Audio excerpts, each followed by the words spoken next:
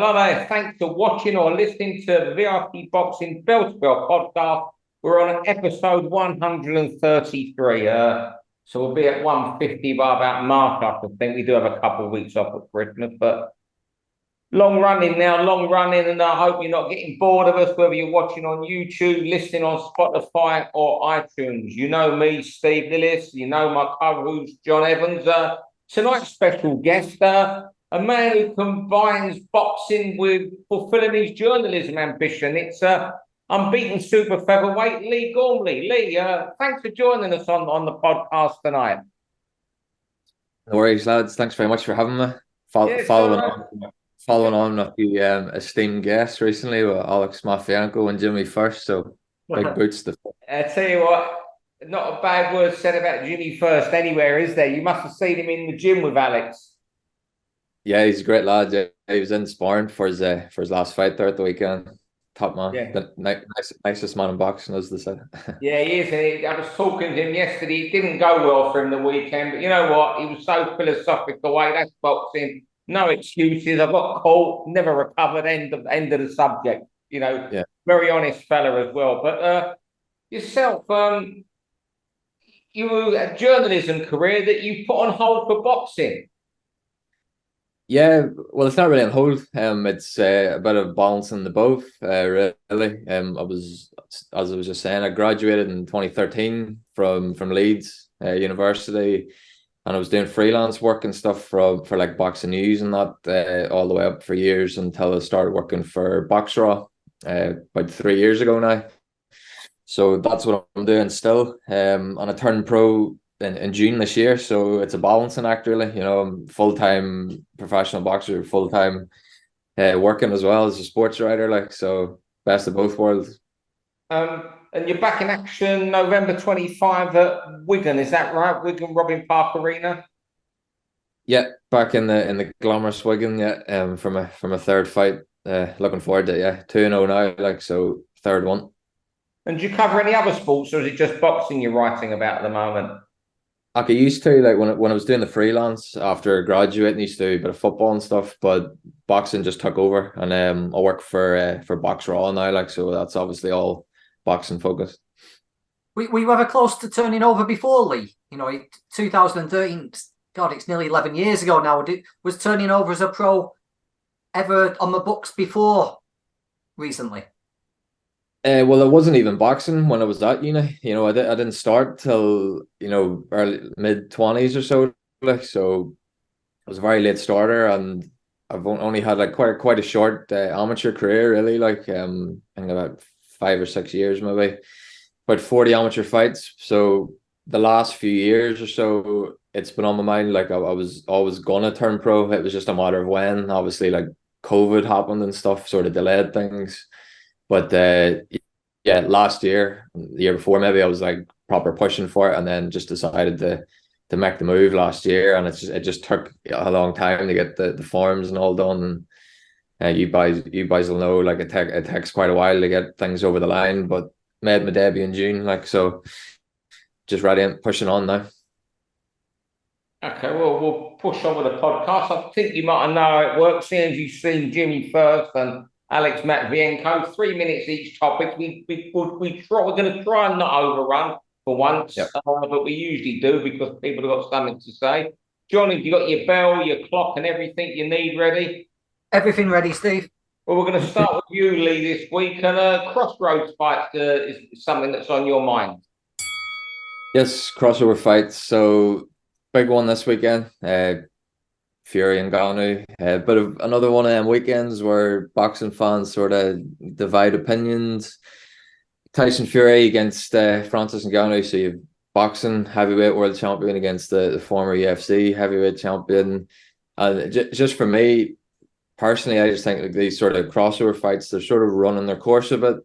I don't know how you guys think, like, but they're sort of getting to the end for me. Like, I don't think they're ever very competitive. I think you look back at Mayweather McGregor, that was like the peak of it. That was like when it really hit its peak. Even I got like hooked into that one even a few years ago, and that was like you know, the big one where all the money was, and it sort of carried on. That was like the catalyst for all these ones coming later on, now Fury and Ngannou.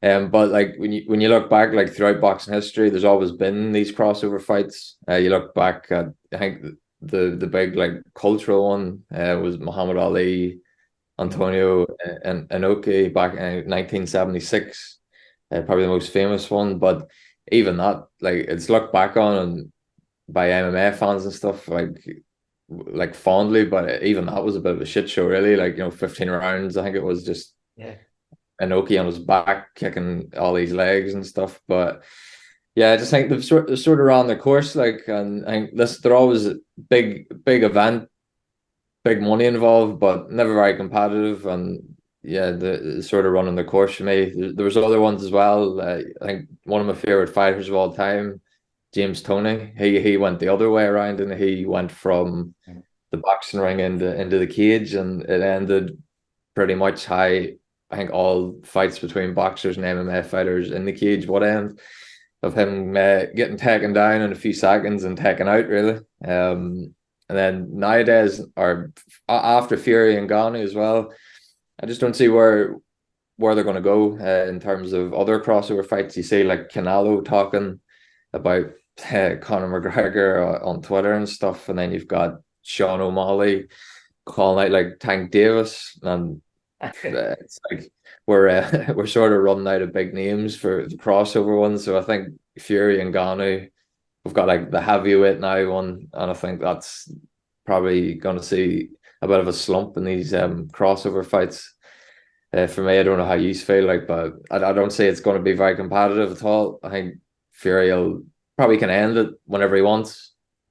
You know, he was talking a few days ago in the build-up with the face-off video, saying they can go out and he's just going to jab the head off him, get behind that big the jab of a, you know, he was saying like 19 stone 20 stone man, and break his face up and then stop him in a couple of rounds. And I think that's probably how it'll go.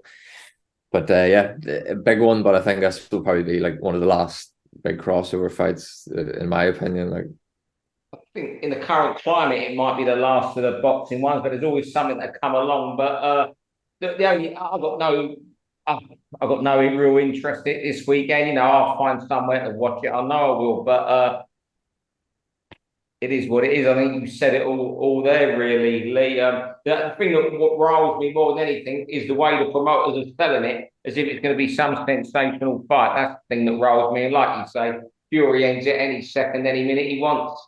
John? yeah, it'll just depend how he wants to go, doesn't it? Yeah. I think the only reason this has caught on, and the reason I think this will be the last one, is that it's heavyweights. With Mayweather McGregor, there was that intrigue. It had not been done for a long time. McGregor's just a phenomenon, isn't he? And people bought into it. But people clearly saw that Floyd toyed with him until he tired him out, drowned him, and decided to end it. This one, I think, there's that possibility that what if Ngannou lands because they're heavyweights? When that gets cleared out, you know, when it's shown that makes absolutely no difference whatsoever either. There's nowhere left to go, is there? The smaller weights can't outbox them. The heavyweight can't knock him out with a single shot. And I don't think there'll be anywhere else to go after this weekend. Yeah. So, yeah, I think it might just be the end. Well, you finish us off there, John. And for round two, you're going to continue us. I know this is a fight you're looking forward to, John, at the weekend on that bill in Saudi Arabia. Yeah, a proper fight in Saudi Arabia. And my type of fight, this Wardley Adeleye. Yeah, I can't wait for this one. We all love a heavyweight fight when it takes off. Some of my favourite fights are things like Maurice Harris against Derek Jefferson, where you get heavyweights who are just not quite world class, but they're just made for a perfect fight. And I think we might get a good one here. Wardley seems really cool and calm and collected, very composed. Adeleye, I think he's putting on a little bit of an act. If you speak to Adeleye, he's not as rough and ready as he's coming across. I wonder if he's trying to throw Wardley a little bit, but it's not worked. I think the interesting thing is how Adeleye deals with the weak. He's never taught on a stage like this. Wardley's inexperienced, but he's boxed on big shows, big Joshua cards and things like that. When it was first made, I started thinking Adeleye might be too powerful and aggressive and raw. But the closer a fight gets, I think Wardley might be a bit more well-rounded, a bit more composed and beaten. Oh, for me, Wardley wins. That's all I've got to say. Over to you, Lee. Wardley's nailed on, I think. Yeah, I would agree with both. Yeah, I think I would lean towards Wardley quite heavily, and I think he'll just outbox him. As you said, Johnny's got the experience too. Yeah, big event, big Tyson Fury undercard, in Saudi Arabia. So I think Wardley will take that one. Good domestic fight. It's a bit of a shame that's actually in Saudi Arabia, British title fight. What we'll talk about in a bit about venues and stuff, but that's one that would probably have been better over here or in London or somewhere like or York Hall. But yeah, I'd say Wardley will win that one. I wonder what will happen afterwards, because I know Wardley's gone across to BT for this particular fight, hasn't he? But I think the hope is that if he wins, he'll stay there. He'll stay on TNT. The heavyweight division runs through TNT at the moment, doesn't it? Yeah. And I think he's made quite a good impression on the people over there. So whoever wins is going to be a big star the way the heavyweight division is. Yeah. You move so much quicker, don't you? They'll be being mentioned for world title eliminators in 6 months' time, whoever wins this. I wonder what will happen after this fight. Winner could fight Joyce or even Daniel Dubois. Who knows? Fraser Anyway, Clark's round 3, something Lee just touched on there as a subject coming up. Can a venue make a fight? It's interesting there, Lee. I think that you suggested, and I agree, that fight Wardley Adeleye belongs here. It can get lost on a card like that. Now, I was watching the Sky Show Saturday night, and we had Louis Green against Sam Gilly. Fantastic contest for the Commonwealth Super Welterweight title and final eliminator for the British title. I thought Gilly won it well, but it was still a fantastic fight. Then we had another an enthralling fight with Hennessy Jr. and Joe Laws. And I just think watching that show that on Saturday, those 2 fights were made for your call. Now, had they gone on at the O2 with Buatsi Aziz, they would have been absolutely lost with no one in the arena at all. Because as great as those fights were to watch, hearing the roar of that Your Call crowd made them fights even more special on Saturday night. And, so often we see great fights lost on undercards at these big arenas because everyone's at the bar until 9:30, because a lot of the people that go to these big cards aren't boxing fans. They're there for the event, that one particular event. And I just thought that the Your Call crowd made that the other night. And I think promoters should bear that in mind when they're matching these sort of fights in future. It was fantastic, them 2 fights the other night. It was like going back to Your Call, the days of Crawford actually fighting Monty Wright, and when it was so busy there, they was almost hanging from the rafters. A brilliant night there. Yeah, it was great event. I think if you look across to the Liverpool card as well, it was like quite empty. I think a lot of people were saying there's so many empty seats there and stuff and if you had some of them fights on like that kind of card, they do get lost. So the venue does make a big difference. Especially York Hall. I love the fight there someday. It's just such it's just compact, isn't it? It's everyone crowds looking down and stuff. It's just a lovely venue. Yeah, it's seen as being a great thing to get on one of these big bills, isn't it? But for a young fighter, he generally gets stuck on the before the bell bit, which isn't even televised. It's just on YouTube, and it's in an empty arena. Yeah, exactly. Yeah. Hennessy Jr. and Laws, there was probably more people in York Hall than there would have been in the Ultra Arena when they fought. More people saw it because it was on Sky Sports. And we spoke on a couple of weeks ago, haven't we, about should it be time to move away from these big venues to smaller places? And I know it sounds terrible for the health of the sport, but I think empty arenas are bad for the health of the sport as well. So it creates a better atmosphere and a better show when the places are jam-packed. Yeah, that was just fantastic there the other night. And there's more people now talking about Sam Gilly and Joe Laws than there would have been had it been at the O2. But yeah. What a maniac. Well, Joe Laws, he's Marmite, isn't he? But I tell you what, well done to him there. That was good, wasn't it? He deserved to win that. He did really well. He sells himself brilliantly. I'm not going to believe he was drinking cocktails 2 weeks ago. I'm not saying he wasn't in full training, but I'm not going to believe he was going out down the big market with his dad 2 Saturdays before the fight, getting absolutely battered. I'm not having that at all. looked in pretty good nick for a He cheesecake looked all diet. right. I tell you what, Yeah. he was. I tell you, he could still lose a bit of weight, but he don't look bad at 11:10. Looked all right, yeah. Right? So I'm not. We don't believe you here. If we're giving Joe, you come on and tell us. Do you believe him, Lee? No, I think there's a bit of gamesmanship there. Yeah, he probably well, the phone call will have come and he said, "Oh, I've not been training. I'm eating cheesecake and cocktails. I'm going to need an extra $3,000." It reminds me of the story when Carl Thompson fought. Sorry, I've overrun it. Carl Thompson boxed Nicky Piper, a famous upset on ITV on a Wednesday night on a Frank Warren bill. Yeah. The phone went. Phil Martin said to Ernie Fossey, he's on holiday. I can't get him off his holiday for this fight. He's back tomorrow afternoon. He might be able to get him down while he's doing this. Phil's in the office upstairs at Champs Camp. And Carl's downstairs in the gym as he always was. I'll see what I can do for you, Ernie, but you're going to have to look after him. So Ernie's effing and jeffing. Just we'll give him the fight. Give him the fight. We need him. So come the Tuesday, rings back. I can't do this for him. He's got back off holiday. Carl never had holiday in his life. His holiday was travelling to the gym. Got back off holiday, and Carl Thompson took the fight. Got a nice few quid more. They got to the weigh-in on I think, not sure it was the day before, it was a Wednesday night or on the day, and he stripped down, and Frank Warren looked at Ernie Fossey, and they knew Phil had tucked him up there and then. Yeah. And then, of course, the rest is history. Carl destroyed Nicky in 3 rounds, and there you go. Anyway, Billy tells me he had to really twist Carl's arm to take it, didn't he? That fight.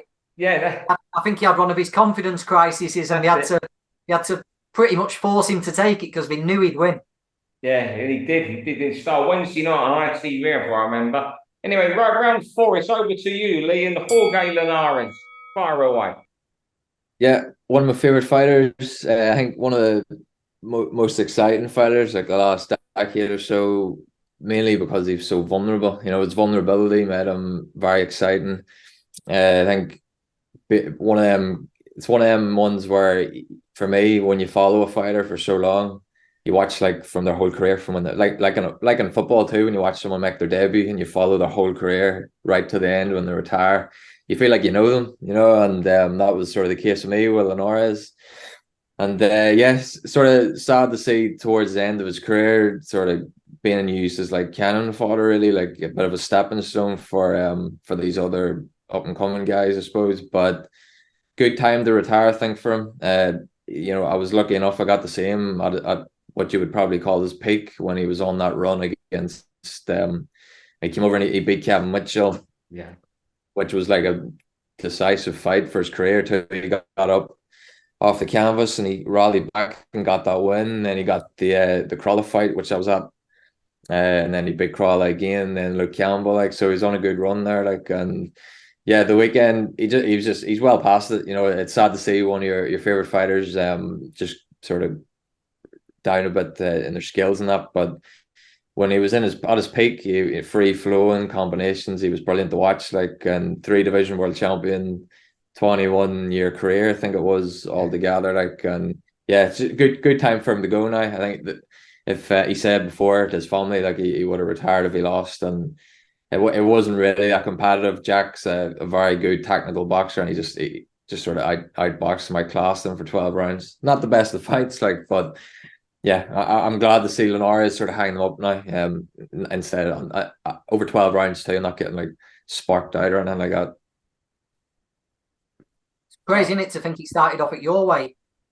I remember seeing him get knocked out of Sergio Tom. Was it on an outdoor show? And he looked like he was too vulnerable to do it, but he's done great, hasn't he? I've said it before. I've probably watched more footage of Linares sparring than a lot of people's actual fights, because when he's cutting loose in the ring, he's phenomenal to watch. In sparring, he's absolutely lethal. Some of the shots he puts people over with, just brutal. But yeah, I love him, and I'm glad he made it through in one piece and didn't get badly starched. You look at his record. I think it's at 50. I mean, obviously, Lee, you know him back to front.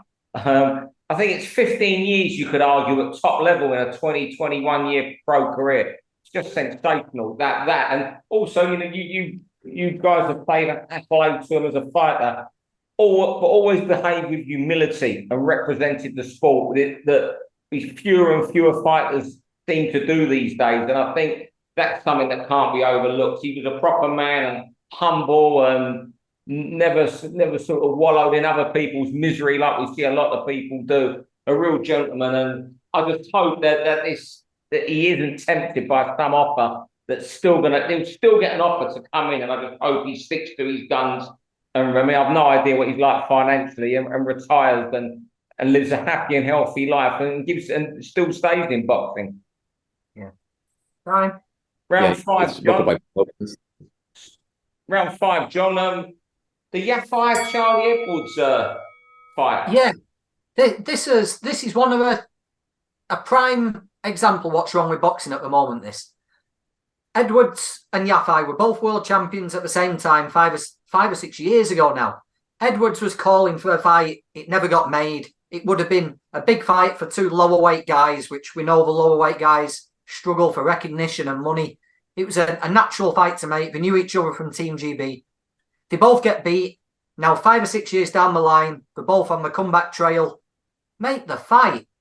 You know, Kal Yafai is 34. He's not in this for the long haul now. He's not setting his stall out to win 4 fights to get a title shot. Charlie Edwards has had 3-0 fights over the last couple of years. He's desperate to get back. They offered Charlie Edwards the fight. He said, yeah. Yafai ummed and ahed and said no. And now he's fighting in Inglewood, California against an unknown Mexican-American. Nobody in Inglewood cares. Very few people in England will watch it because it'll be on DAZN at 2 a.m. They could have had Edwards and Yafai at an arena in England. The winner moves on and gets a final stab at doing something good. They both make a few quid and they can finish. Instead, Edwards has got nothing. Yafai's got a nothing fight. Nobody will care 2 shits about either of it. And I just think, make these fights between 2 British people. The sport's on its arse a little bit at the moment. We need these things. And that was one that should have just been a penalty kick. Yeah, you know what? And what makes it's why we talk often on this pod, John, about fights that get up that don't happen. This is one where there's been a rivalry brewing since 2018. They were first calling out each other. It's incredible that it's got to this, that it's taken a couple some strong words from Charlie Edwards for people to actually sit up and take notice. Because this is a fight that has been brewing since 2018. When you mention this, though, I look back on it, how long they've been going back and forward. And Edwards has been very vocal about this fight for 5 years. And it's only now people are starting thinking, wow, it's a fight that's been overlooked.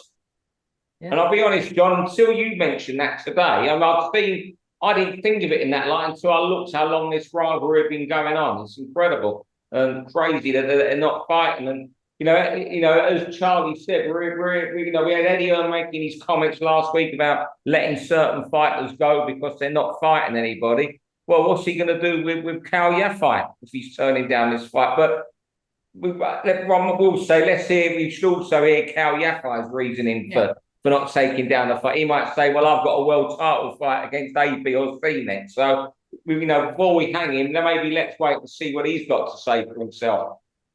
Yeah, that's the only thing in it. Like, you don't, behind the scenes, there might be, that's the only thing you can really argue. Like, there might be something on your five side where he might be getting a wee bit more money, or he's had an agreement in place where he can win this and then move on to something else. But yeah, you want to see these fights, like, and like you were saying, Steve, like, you look back on on headlines and articles and stuff of how long these fights and arguments have been going on, and you see like 2018, 2017, you're like, Jesus Christ, just make the fight, and it's not like it's Mayweather Pacquiao, like it's, it's Edwards Yafai, like, and eventually it sort of just runs its course then, doesn't it? And no one cares. But I think Charlie Edwards is on Instagram and stuff the other day. He sort of hyped it up way bit more now, like, so hopefully we do see it at some point soon enough. Like.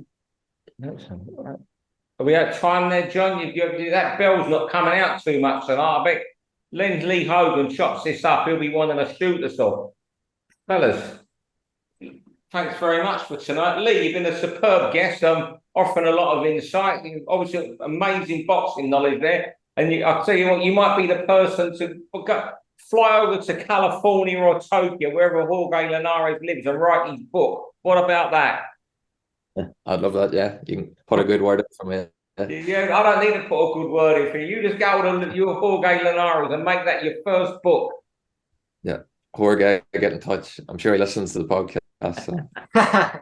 John, thanks very much. Thanks everyone for listening. I'm going to shoot, fellas, because Fulham are going to kick off in about half an hour against Tottenham, and it's a rare game I've missed tonight. So there you go. Nice.